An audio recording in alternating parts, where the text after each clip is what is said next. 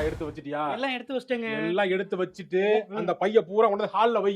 நீ எதுவும் உள்ள வைக்காத. போன தடவை அப்படித்தான் கிளம்பும் போது எல்லாம் எடுத்து பேக்ல வச்சிட்டேங்க அப்படின்னா போய் கேட்டா பேக வீட்டுல வச்சிட்டேங்க அப்படின்னா ஏங்க நம்ம கல்யாண கோவம் வருது. கோவத்தை காட்ட முடியாம நான் தவிச்சிட்டு இருக்கேன் பாத்துக்க. இந்த வாட்டி எல்லாத்தையும் எடுத்து வச்சிட்டேன், பக்காவா எடுத்து வச்சிட்டேன். நீங்க மட்டும் தான் அக்கறையா இருக்கீங்களா? நான் அக்கறையா இல்லையா? அப்போ சரி விடு விடு. தெரியல அப்ப லெமன் சோறு கிண்டி விட்டுரு. லெமன் சோறு கிண்டவா?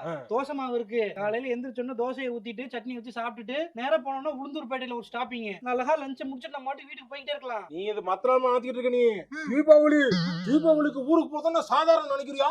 என்னங்க சொல்றீங்க? ஒரே கூட்டமா இருக்கும். சிட்டி டிராபிக் மாதிரி நாளைக்கு ஊருக்கு போற வரைக்கும் நின்னுட்டே இருப்பாங்க. சாப்பிட கூட முடியாதா? சாப்பிட ஹோட்டல்ல ஒரு கூட்டமா இருக்கும். மண்ணு மாதிரி இருக்கும் சோறு.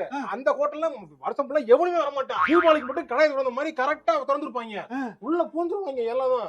அரை மணி நேரம் ஆகும் சாப்பிடறதுக்கு. அப்புறம் கிளம்புறதுக்கு 1 மணி நேரம் முடிஞ்சு போயிரு. அங்கேயே 1 hour ஆச்சுன்னு வச்சுக்க. இப்படியே டீ குடிக்க 1 மணி நேரம், அது குடிக்க 1 மணி நேரம்னு போனா நாளைக்கு தீபாவளிக்கு நீ போக முடியாது.